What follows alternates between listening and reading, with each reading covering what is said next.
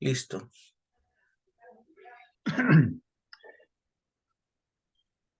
Bienvenidos, es un placer para COINVET, el Colegio Internacional de Vegetarianismo, presentar a uno de sus miembros ilustres, José Luis Díaz de León Álvarez, quien va a dictar una conferencia sobre el vegetarianismo y su importancia en la salud del planeta.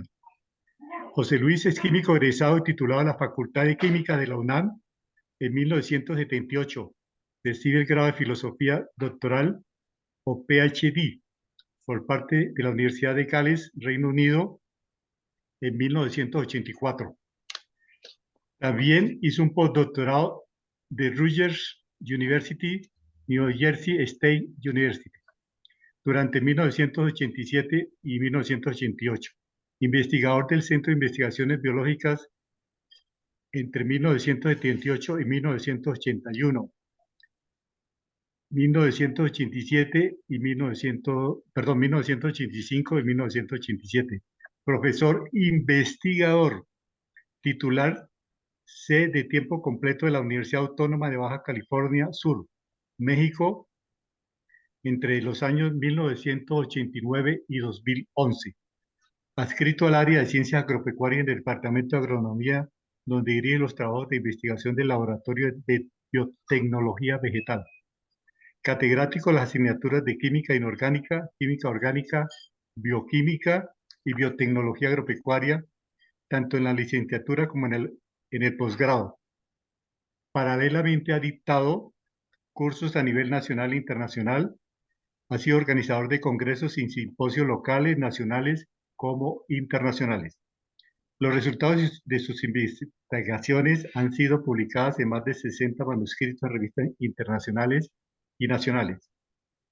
Miembro del Sistema Nacional de Investigadores de México en la categoría Investigador Nacional 1, así como profesor investigador con perfil PROMEP. Ha contribuido en la Universidad Autónoma de Baja California Sur a sentar la base de la Dirección de Investigación Interdisciplinaria y posgrado al instalar y dirigir la Unidad de Investigación y Posgrado entre 1969 y 1999, así como el participar en el diseño y puesta en marcha del Programa Regional del Noroeste para el doctorado de Biotecnología como responsable institucional de la Universidad Autónoma de Baja California Sur entre 1996 y el año 2002. Como líder del cuerpo académico de biotecnología, contribuyó a la formación de un consorcio científico con investigadores del Centro de Investigaciones Biológicas del Noreste, cuyas siglas son CIPNOR, del Centro Internacional para el Mejoramiento del Maíz y del Trigo, y con el Instituto Flur Pflanzen Genetik Pflanzen Kultur en Gasterleben, Alemania. Desde 1996, miembro activo de la red GFU en La Paz, Baja California Sur, donde es profesor, instructor en asana, tai chi chuan, estilo Juan Pin, y ha sido miembro del panel de conferencistas, director de la Escuela de Yamines Hiperiniciáticas a nivel internacional, fue codirector del Colegio Internacional de GETULS y se desempeña desde hace varios años como miembro de los comités internacionales de COINVET, que es el Colegio Internacional de Vegetarianismo, y COIPIC, que es el Colegio Internacional de Profesores de Yoga. Por otro lado, a partir de 2011 se ha dedicado también a cultivarse en la música de concierto y del jazz. Actualmente es miembro del Big Band Community La Paz, donde ha participado en numerosos conciertos, y también director de la Orquesta Filarmónica Comunitaria Baja California Sur, con la cual ha llevado a cabo numerosos conciertos de música clásica y de concierto. Entonces recibimos con un aplauso virtual a nuestro querido expositor José Luis Díaz de León y su tema el vegetarianismo, su importancia en la salud del planeta. Bienvenido, José Luis. Estamos atentos para escucharle. Gracias. Muchas gracias. Voy a compartir pantalla.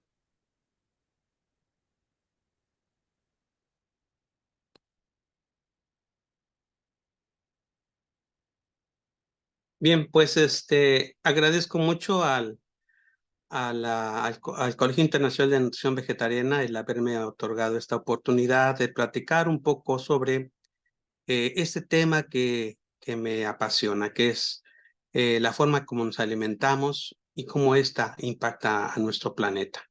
Por eso es que le titulé a esto el vegetarianismo y su importancia en la salud del planeta. Pero antes de entrar en materia, me gustaría platicar con usted sobre lo que es el COINVEC, Colegio Internacional de Nutrición Vegetariana. Este es un consorcio de individuos que tienen como objetivo fundamentalmente facilitar la integración de las personas y grupos más capacitados de los diferentes países a los que pertenecemos en campos de acción como son los siguientes: promover actividades de proyección social para la difusión y promoción del vegetarianismo, la salud y la sustentabilidad; estimular la actualización permanente de nuestros integrantes y elaborar metodologías y contenidos que nos permitan impactar en tres fundamentales áreas que hemos nosotros identificado. La primera área que nosotros abarcamos es la área de nutrición.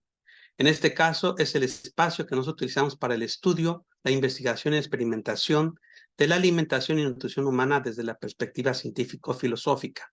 Es decir, no solamente nos abocamos a obtener información, procesar la información, otorgarla a nuestras comunidades desde el punto de vista de la ciencia, sino también desde el punto de vista filosófico. En el área de la gastronomía también nos interesa fomentar menús nutritivos y equilibrados, además de que sean sabrosos, siempre respetando las costumbres y idiosincrasias de cada cultura. Si buscamos todo el tiempo que lo que nosotros proponemos esté ad hoc a lo que circunda socialmente al individuo. Y finalmente, el área de sustentabilidad. En este caso, para nosotros es importante que todos tomemos conciencia que en el siglo XXI ya no solamente es suficiente ser vegetariano, sino que hay que avanzar hacia una producción de alimentos que desde su cultivo, distribución y venta sean respetuosos con el medio ambiente. Y es al final de cuentas la racional por la cual nosotros estamos otorgando esta plática. Así es que entrando en materia, lo importante es de que pongamos nosotros todos de acuerdo con cierto tipo de definiciones que nos van a ayudar a comprender todo este proceso que estamos nosotros abarcando. ¿Qué es el medio ambiente? Sería la pregunta fundamental. Y van a ustedes encontrar en diferentes medios, literaturas, que el medio ambiente es el espacio en el que se desarrolla la vida de los distintos organismos, favoreciendo su interacción. En él se encuentran tanto seres vivos como elementos sin vida y otros creados por la mano del hombre. Esto es importantísimo tenerlo en cuenta, porque al final de cuentas tendremos que mediar nosotros en una concepción común sobre lo que es el medio ambiente. El medio ambiente, en este sentido, tiene una estructura, y esa estructura normalmente la vamos a encontrar dividida en dos factores: el factor biótico y el factor abiótico. Dentro de lo que es el factor biótico que compone la estructura del medio ambiente, encontramos los organismos unicelulares, como son los grupos protistas, las arqueobacterias y las bacterias, así como multicelulares, como son los microhongos y los macrohongos, las plantas en todos sus diferentes tipos de combinaciones, árboles, plantas comestibles, no comestibles, arbustos, etcétera, y los animales invertebrados y vertebrados. Y dentro de los factores abióticos tenemos al aire, la salinidad, el suelo, la temperatura, la luz, el agua, los minerales, el pH y la humedad. Esto es la estructura con la que nosotros nos rodeamos y a la que conocemos de una manera como medio ambiente. Pero en este gran concierto de factores bióticos y abióticos, por supuesto que existe la preponderancia de algo, ¿verdad?, que nosotros llamamos ser humano. Nosotros tomamos conciencia de esto que he descrito como medio ambiente, que he descrito como factores abióticos y bióticos, y le damos significado. Estos seres humanos, después de las guerras intestinas a las que ha atravesado a lo largo del tiempo, no solamente últimamente, sino desde su inicio, desde Abel y Caín, ¿verdad?, donde inician todo un proceso de yo quiero lo que tú tienes, ¿sí? Hemos llevado una población medio estable, en crecimiento muy lento, un crecimiento lento, pero a partir de la Segunda Guerra Mundial ha venido un crecimiento realmente espectacular de los seres humanos en la cantidad de ellos, y desde 1990 a actualmente hemos crecido de una manera espectacular logarítmicamente hablando. De tal manera que se proyecta que para dentro de 7 años vamos a ver 8.500 millones de personas habitando el planeta Tierra. 20 años después, del 2030, seremos 9.700 y posteriormente en el año 2100, 11.200 millones de personas. Todas estas personas generarán, por supuesto, importantes demandas de casa, de alimentación, de vestido, de confort, básicamente. Y esto es algo que tenemos que tomar en cuenta cuando estamos hablando del medio ambiente. Bien. Posteriormente, por supuesto, que este crecimiento tan gradual y logarítmico que hemos tenido ha creado estas ciudades que antes eran pequeñas poblaciones. Todavía encontramos ciudades pequeñas, pero la concepción de la megaciudad, una estructura que el hombre hace, donde ustedes pueden apreciar, por ejemplo, esta fotografía donde hay enormes edificios de 7, 8, 10, 15, 20, 100 pisos, otros más pequeños. Todo este material que ustedes ven ahí en esta fotografía no existía. Estaba en otras partes de nuestro planeta Tierra. Y ha tenido que ser recavado, ha tenido que ser explotado, ha tenido que ser montañas completamente eh, eh, rotas para poder crear los elementos que crean esta megaciudad que ustedes están viendo. Entonces, el ser humano, la megaciudad y los factores bióticos y factores abióticos es lo que conocemos como el medio ambiente. De esta manera podemos decir, si queremos comprender de lo que vamos a hablar ahora, el medio ambiente es todo esto junto, que tiene que tener una relación armoniosa entre ellos para que no colapsen esto. Sin embargo, como ustedes saben, ese es un enorme problema que estamos viviendo actualmente. Ustedes ya están muy, seguramente, tienen conocimiento sobre el desequilibrio que existe en nuestro planeta, la capa de ozono, desde el efecto invernadero, toda esta enorme cantidad de noticias que ahora recibimos por todos medios, que nos están hablando de que esta relación que crea lo que conocemos como medio ambiente ha sido de alguna manera rota por la actividad del ser humano en diferentes aspectos. Claro que esto ahora hemos nosotros creado importantes y específicos indicadores sobre cómo afectamos este desbalance en el medio ambiente a través de un proceso de contaminación que le llamamos medioambiental. Hay dos muy importantes herramientas que son conocidas como la huella del carbón y la huella ecológica. La huella de carbón, como lo pueden ustedes leer en la gráfica, mide la cantidad de dióxido de carbono que generan nuestras actividades industriales o de vida cotidiana y solo las emisiones de carbón. Puede ser usada también, o actualmente se utiliza como una manera de mercadear o de mercadeo en términos de créditos a países.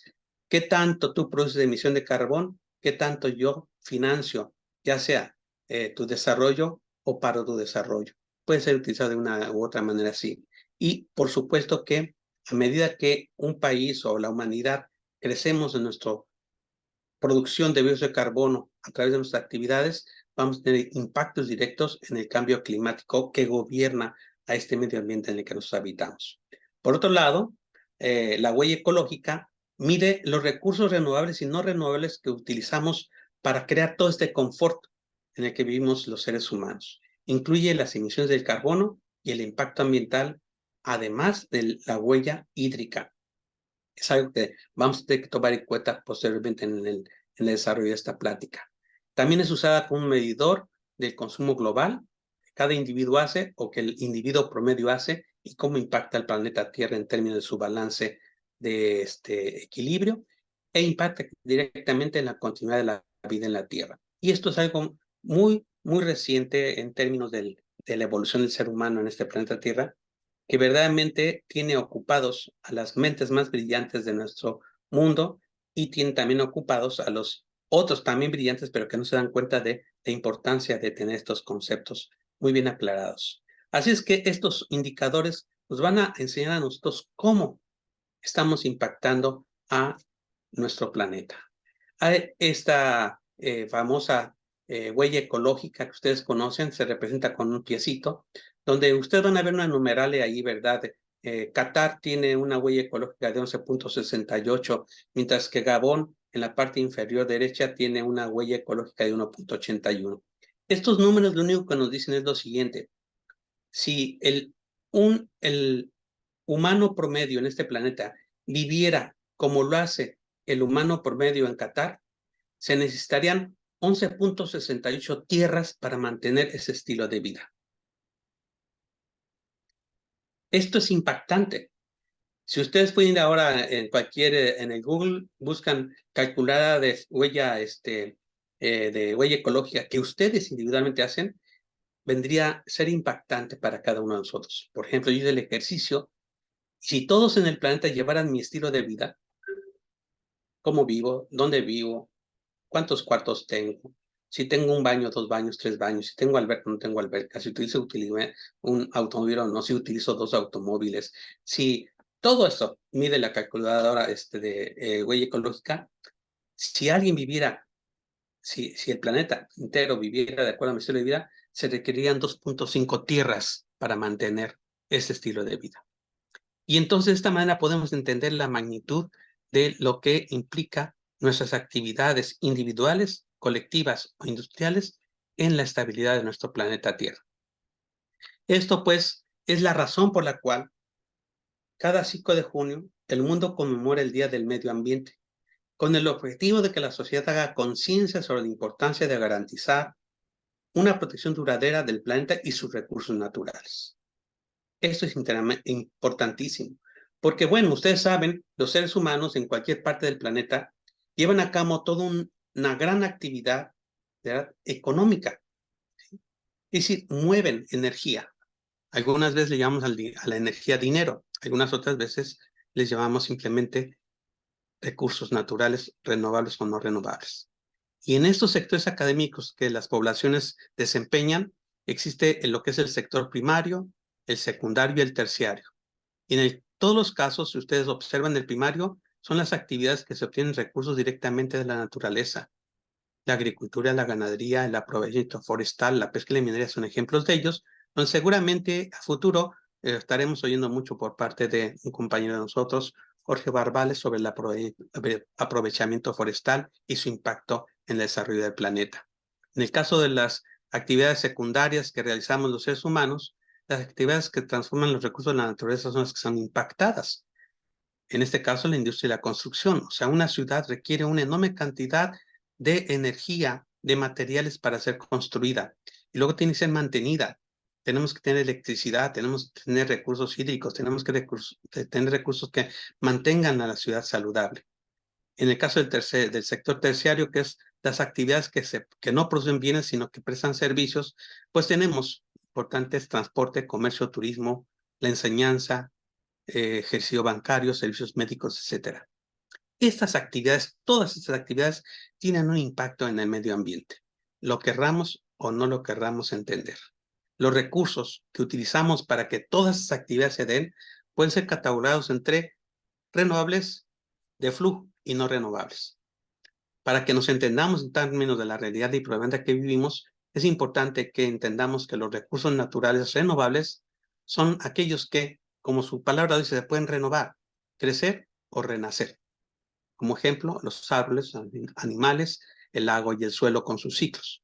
Los de flujo incluyen las mareas, energía solar y viento, son renovables aunque no nacen ni crecen, son. Y las no renovables, estos recursos no pueden ser reemplazados una vez que son usados. Ejemplo de ellos, los recursos fósiles, los combustibles, petróleo y carbón.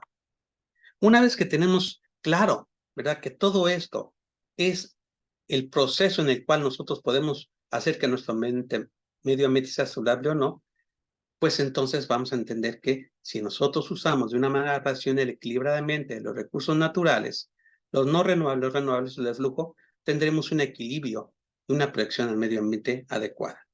Eso es lo ideal. Sin embargo, la realidad es de que estamos muy mal como humanidad en términos generales. Hemos hecho de nuestro enorme Edén llamado planeta Tierra un desastre en muchos aspectos. Esta gran cantidad de seres humanos que estamos habitándolo en el pasado, en el presente y a futuro seguramente. Y por lo tanto sí es importante, ¿verdad?, entender esto, porque de ahí surge que en el desbalance o desequilibrio del medio ambiente se produce lo que nosotros conocemos como contaminación ambiental. Y esta contaminación ambiental, como les he dicho anteriormente, puede ser medida a través de los indicadores llamados huella ecológica, huella de carbón, huella hídrica. Y por supuesto que entonces no solamente es el mal uso de esos recursos, sino también cómo esos recursos son utilizados y cómo son transformados y después cómo son desechados. Nosotros tenemos un grave problema porque producimos, después de todo esto, una enorme cantidad de desechos o basura. Y la basura es un factor que desequilibra el medio ambiente en su generalidad. Y eso lo podemos nosotros abarcar después en términos generales. Pero, sin embargo, existe otro factor de contaminación ambiental que es muy poco visto porque se oculta en esta gran esfera de elementos que pueden crear desequilibrios. Nosotros aquí podemos ver en esta gráfica que estos desequilibrios o contaminadores pueden de alguna manera afectar, ¿verdad?, la concentración del dióxido de carbono en la atmósfera, pueden afectar la temperatura, los ciclos de precipitación o el ciclo del agua, pueden provocar que haya climas extremosos en temperatura, eventos de tiempo extremosos como tormentas, huracanes, etcétera, porque esta actividad genera ello. Esto en sí mismo, por supuesto que va a tener impacto en los temas de producción que el ser humano ha establecido a lo largo de su época, desde que se hizo sedentario y conoció la agricultura y el desarrollo de muchos otros aspectos del mismo. Estos impactos pueden ser directos o indirectos. Cuando hablamos de impactos directos, pues en términos de la producción de plantas vamos a afectar la fenología de estos cultivos, vamos a afectar la disponibilidad de agua, vamos a afectar zonas y suelos de cultivo por inundaciones o sequías, y vamos a afectar la eficiencia fotosintética de los organismos productores primarios, que son las plantas. Indirectamente, pues vamos a favorecer no equilibrada ecológicamente hablando, y el crecimiento de pestes de todo tipo y la proliferación de plantas que pueden de alguna manera inhibir el crecimiento de aquellos cultivos agroindustriales que nos producen alimentos. Que al final de cuentas todo esto va a impactar en la cadena socioeconómica que los seres humanos hemos construido, ¿verdad? De tal manera que podemos cambiar los modos de vida de los granjeros o de los rancheros, ¿verdad? Podemos alterar la abundancia y la decrementada, aumentada de los alimentos con los que nos abastecemos y, por supuesto, nuestros hábitos dietéticos. De esta manera, entonces, es importante que volvamos a replantear. ¿El vegetarianismo es importante para la salud del planeta? Mi tesis es que así es. Con toda esta antitesis que les acabo de dar, veamos qué podemos sintetizar al respecto. Hay un contaminador muy silencioso que no nos damos cuenta, que es la producción de alimentos. En nuestros hogares tenemos un refrigerador para ahora poder mantener frescos los alimentos. Tenemos una estufa eléctrica de gas. Tenemos alumbrada nuestra cocina. Tenemos aires acondicionados o tenemos ventiladores. O sea, tenemos una enorme cantidad de confort ahí, pero ese confort tiene sus, digamos, consecuencias en utilizarlos y es lo que vamos a, de alguna manera, identificar. ¿Por qué digo que la producción de alimentos es un contaminador silencioso? Bueno, vamos a analizarlo desde el punto de vista de ver nuestro planeta, ¿verdad? Aquí podemos nosotros ver en nuestro planeta, ¿verdad?, que en términos de datos que contenemos, este hermoso planeta Tierra, ese punto azul que está en el espacio alrededor del Sol, que puede ser visto desde otros planetas, posiblemente desde otras galaxias, está compuesto por 141 millones de kilómetros de tierra y 361 millones de kilómetros de océanos. Es la imagen que tenemos que tener de este planetita que está viendo hacia ahí en la pantalla. De esos 149 millones de kilómetros de tierra, el ser humano, esa superficie de tierra, el 71% de esa tierra es habitable. Estamos hablando de 104 millones de kilómetros cuadrados. El 10% es de glaciares, que son 15 kilómetros cuadrados, 15 millones de kilómetros cuadrados, y el 19% es de tierra inhóspita, que no es posible habitarla, ni crecen cosas ahí, ni nada por el estilo, y que corresponde a 21 millones de kilómetros cuadrados. Desiertos, marismas, etc. Ahora concentrémonos en el porcentaje de tierra habitable, el 61%. De esos 104 millones de kilómetros cuadrados de tierra habitable, Los humanos utilizamos el 50% para llevar a cabo actividad agrícola. Utilizamos 51 millones de kilómetros cuadrados. El 37% de esa 104 millones de kilómetros corresponde para los bosques que ahora actualmente tenemos. Antes éramos más de bosques, ahora es menos y vamos reduciendo enormemente, ¿verdad?, el área de bosques y selvas. El 11% está cubierto por material como no árboles, sino ramales, plantas caducifolias, etcétera, de muy bajo perfil en altura, pero que cubren el suelo. El 1% de la tierra de los 104 millones de kilómetros cuadrados lo utilizamos para desarrollo urbano o para ir creciendo en términos de desarrollo urbano. Y solamente el 1% de esa zona, de esa área, contiene lagos, ríos, que utilizamos para poder hacer la agricultura que estamos nosotros explotando en estos 104 millones de kilómetros cuadrados. Luego veamos que esta tierra habitable, ese 50% que usamos para agricultura, 51 millones de kilómetros cuadrados, los vamos a utilizar el 77% para producir el cultivo de ganado y derivados lácteos, 71%. O sea, de esos 51 millones de kilómetros cuadrados, utilizamos 40 millones de kilómetros cuadrados para la producción de ganado, que posiblemente vamos a utilizar como alimento. Y solamente el 23%, que son 1.11 millones de kilómetros cuadrados, lo utilizamos para cultivos agrícolas. Lo importante e impactante es que veamos esta numeralia. Estos 40 millones de kilómetros cuadrados cultivando a los animales, ¿verdad?, solamente nos van a proveer del 18% de nuestra, o constituyen el 18% de nuestra fuente global de energía para crecer y desarrollarnos como población humana. Y solamente nos van a otorgar el 37% de nuestras necesidades de carnes y de derivados lácteos para obtener proteína que le requeremos para seguir creciendo nuestros cuerpos. Sin embargo, los 11 millones de kilómetros cuadrados de tierra que utilizamos para cultivos agrícolas nos proveen del 82% de la energía que requerimos para el crecimiento y desarrollo de la población y nos otorgan el 63% de la proteína que requerimos para crecer y desarrollarnos los humanos. Esto inmediatamente tiene que llamarnos la atención porque es un desequilibrio muy importante que a lo largo del tiempo ha ido generando más y más desequilibrios, como vamos a ir a ver más adelante. Una vez que tenemos claro cómo está nuestro planeta Tierra, qué parte del planeta Tierra podemos nosotros utilizar para producir alimentos o para crecer y crear un confort, y cómo esto utilizamos para darnos energía y proteína, podemos entender la gravedad del asunto. Fíjense ustedes, en esta gráfica que les presento aquí, es muy simple, hay gráficas mucho más complejas, pero lo que les quiero llamar la atención aquí es que para producir 1 gramo de proteína de animales requerimos al menos unos 400 metros cuadrados de tierra, de suelo agrícola, para producir 1 gramo 100 gramos de proteína.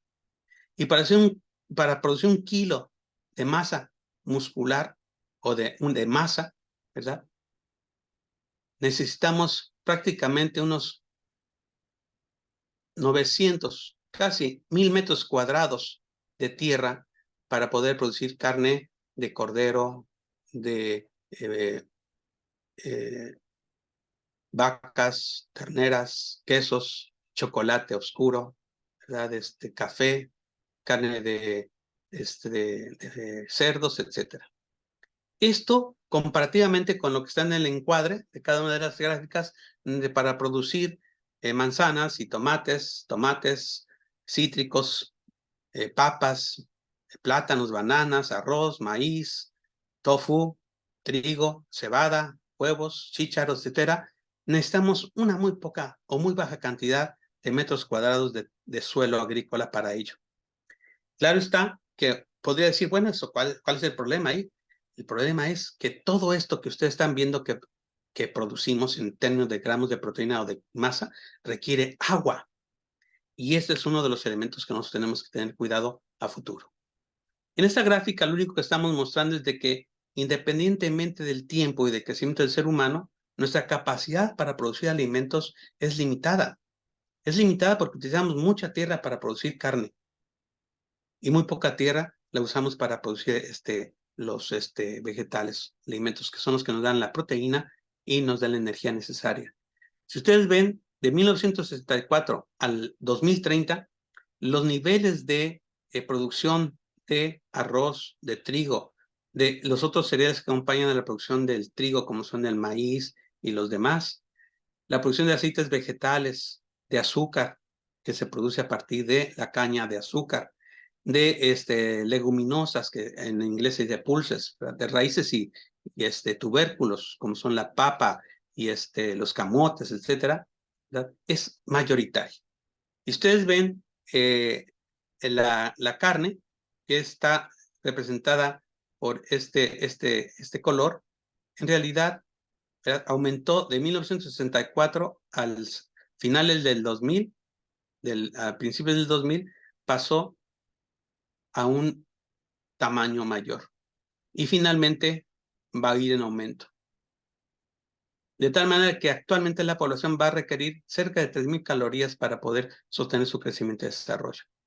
Por supuesto que es algo que tenemos que tener en cuenta y que tenemos que saber manejar de alguna manera. Por eso la pregunta, ¿es acaso posible que nuestros hábitos alimenticios sean la solución para restablecer integralmente el macroequilibrio del medio ambiente? Porque realmente lo hemos afectado de una manera drástica. Bueno, para eso tenemos que ver qué tipo de comidas tenemos. Ustedes conocen que dentro del ámbito de la nutrición existen el concepto de pirámides alimenticias. Las pirámides alimenticias pueden ser aquellas en las cuales mayoritariamente debemos de consumir granos, luego vegetales, aceites, pescado, la carne de pescado, derivados lácteos, huevos, aves y finalmente carnes de todo tipo de procedencia y los dulces. Ese sería del lado izquierdo abajo, la pirámide alimenticia que normalmente se utiliza en todo el mundo para producir alimentos. Luego está la dieta mediterránea, que ahora está muy de boga en términos de dietéticos, y la pirámide vegetariana. ¿Esto qué implica realmente? Fíjense ustedes que dependiendo del tipo de dieta que el mundo adopta, es el uso de los recursos naturales renovables y no renovables. En este caso, si tenemos el ejemplo de la dieta omnívora que actualmente premia en este mundo, la dieta global actual, pues vamos a utilizar prácticamente 740 millones de hectáreas para producir comida para humanos, 538 millones de hectáreas para producir alimento para los animales que cultivamos y pastizales el 2,89 billones de hectáreas. Requerimos esta cantidad de tierra para sostener este tipo de, tipo de pirámide alimenticia. Si nosotros dejamos de comer carne bovina o caprina y solo mantenemos el crecimiento de las vacas lecheras, entonces vamos a reducir nuestra necesidad de tierra en aproximadamente 2,21 billones de hectáreas. Pero si aún más no comemos carne de bovinos o caprinos o de granja, ¿sí? Lo que vamos a necesitar solamente va a ser 1,1 billón de hectáreas para la producción de estos alimentos.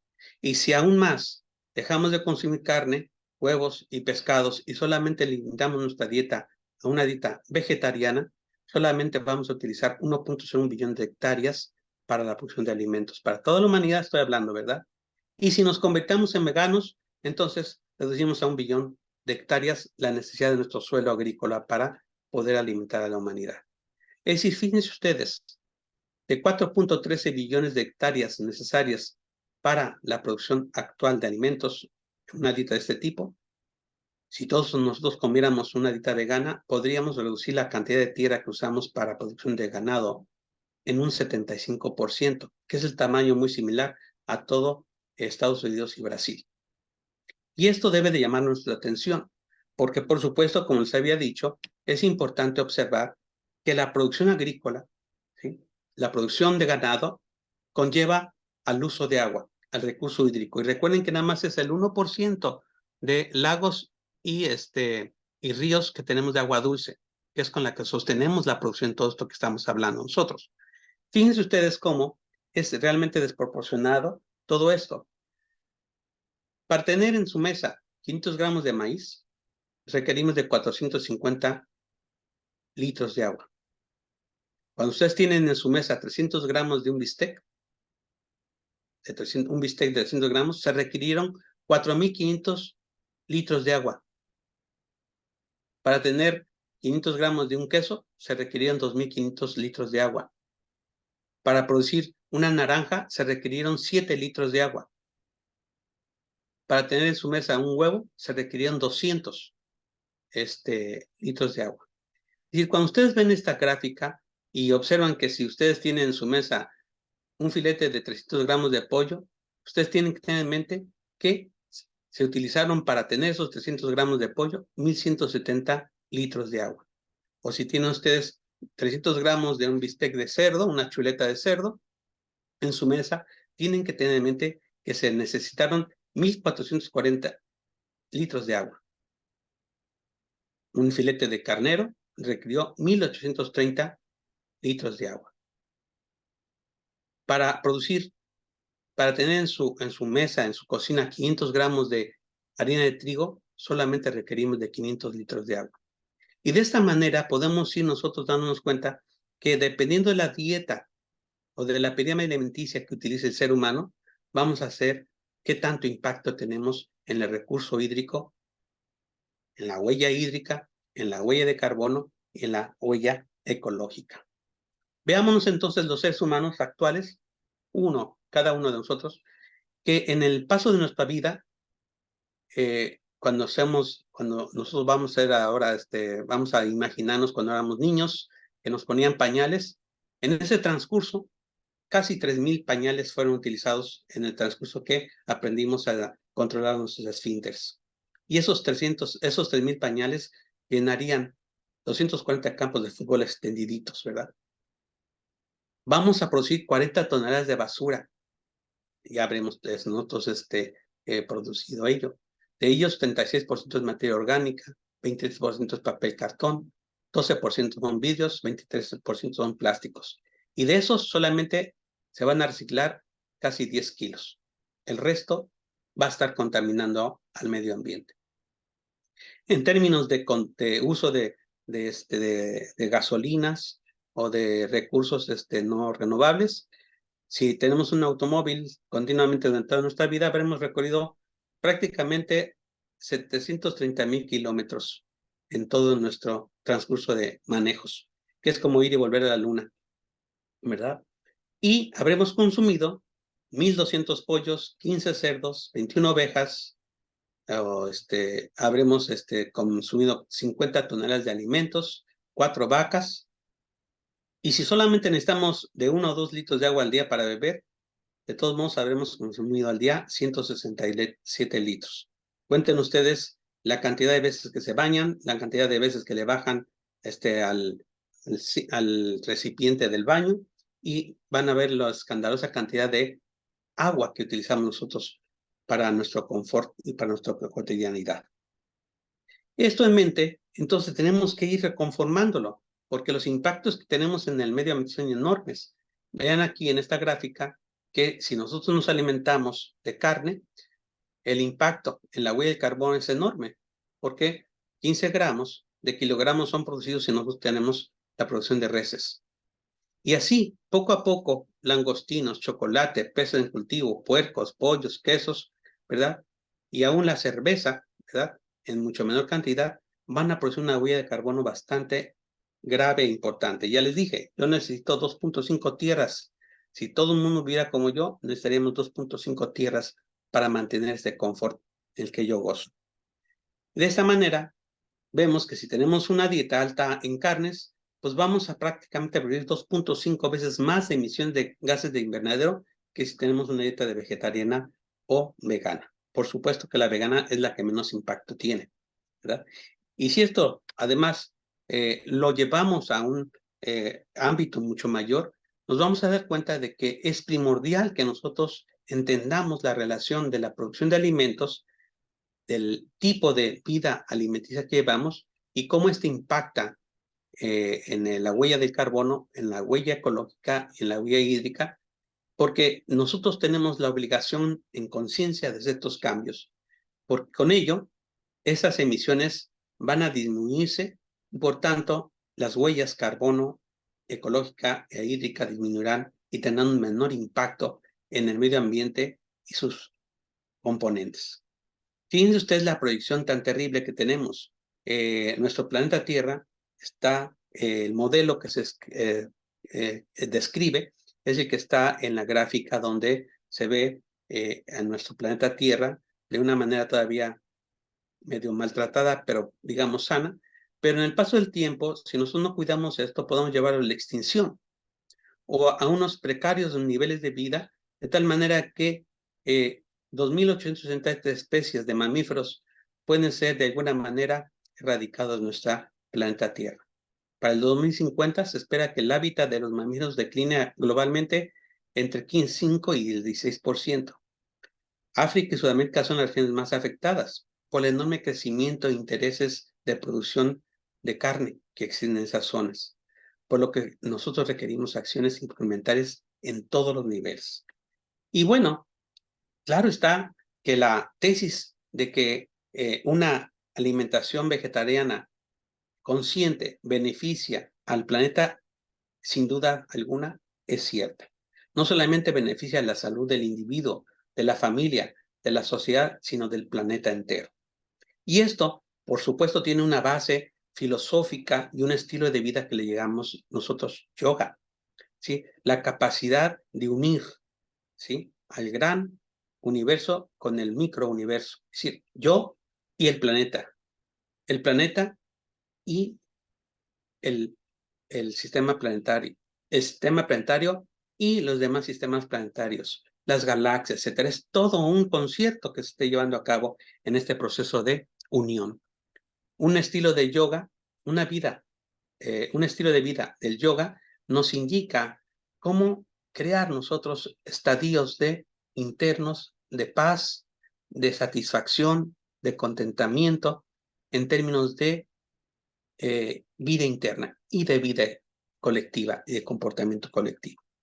El yoga, ¿verdad?, produce un fenómeno fundamental que requerimos para tomar conciencia de cómo podemos cambiar nosotros para poder no afectar al medio ambiente.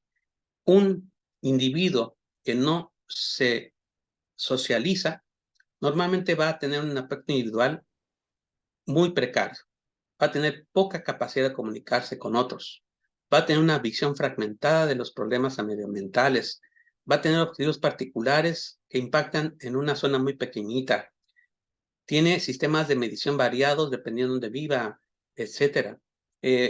Propuestas de soluciones muy aisladas. No existe una coordinación con otros ambientes. Sin embargo, el yoga favorece que nosotros tengamos un pensamiento colectivo, que nosotros ahora podamos integrarnos y vincularnos con demás seres humanos para tener una visión compartida, una comisión frecuente, una comunicación frecuente, una estructura que coordine nuestros esfuerzos, una métrica compartida que podamos todos utilizar y comprender, una propuesta de valor integrada que podamos poner en marcha y objetivos comunes. Eso es lo importante que detrás de todo esto que he estado platicando con ustedes provee filosóficamente como base el yoga. De esta manera, nosotros tendremos bien clara la conciencia de lo que es una huella ecológica. Entenderemos de que la gasolina, el uso, consumo de ella, el consumo del agua, la emisión de carbono a través de dióxido de carbono, el uso de vehículos, el consumo de electricidad, el uso de tipo de transporte que utilizamos para llevar de un lado al otro, la cantidad de gas que utilizamos, cómo reciclamos nosotros nuestros desechos o nuestras conforts que tenemos, cómo compensamos ecológicamente, cómo procesamos los desperdicios, va a ser posible que haya cambios siempre y cuando actuemos colectivamente. Siempre tener en cuenta que dependiendo del tipo de dieta que tengamos, vamos nosotros a tener un mayor o menor impacto en la huella de carbono, que es la que va a producir el famoso efecto invernadero. ¿Qué produce el efecto invernadero? Como todos saben, es que los glaciares van desapareciendo, aumenta el nivel de agua, se cambian los ritmos del ciclo del agua, empieza a haber factores importantes como huracanes mucho más poderosos, vientos mucho más poderosos, de tal manera que estamos a la merced de un desequilibrio porque la planeta Tierra va a tender al equilibrio. Y para tener equilibrio va a tener que corregir cosas y dentro de esa corrección viene la destrucción de nuestros hábitats urbanos. Entonces, una dieta del tipo vegetariana, pues tiene muy bajo impacto en la huella del carbón y puede ayudar a esto. De tal manera que nosotros tenemos que hacer como individuos y para ayudar a la salud planetaria, que tener una capacidad de reutilizar lo más que podamos lo que estamos consumiendo. Optar por productos biodegradables, consumir menos energía eléctrica, cuidar el consumo del agua e incrementar la manera en cómo nos transportamos de un lado al otro.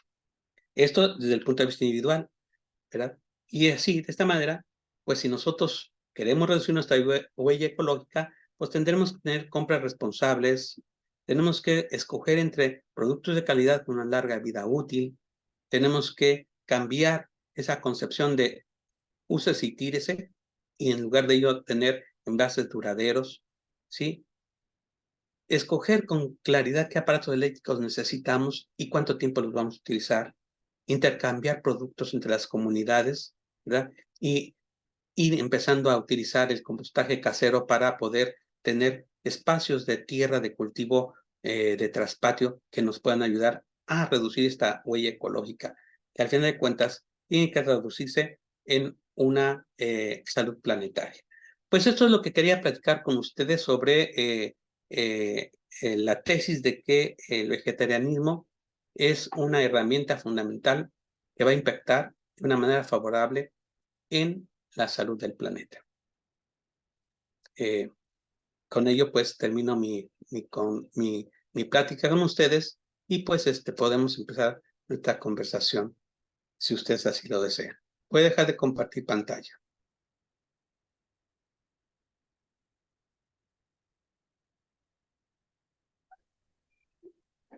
Gracias, José Luis, por su estupenda presentación, diapositivas, manejo del tema. Y entonces tenemos derecho, si quieran hacer preguntas, tengan aporte, tienen la palabra.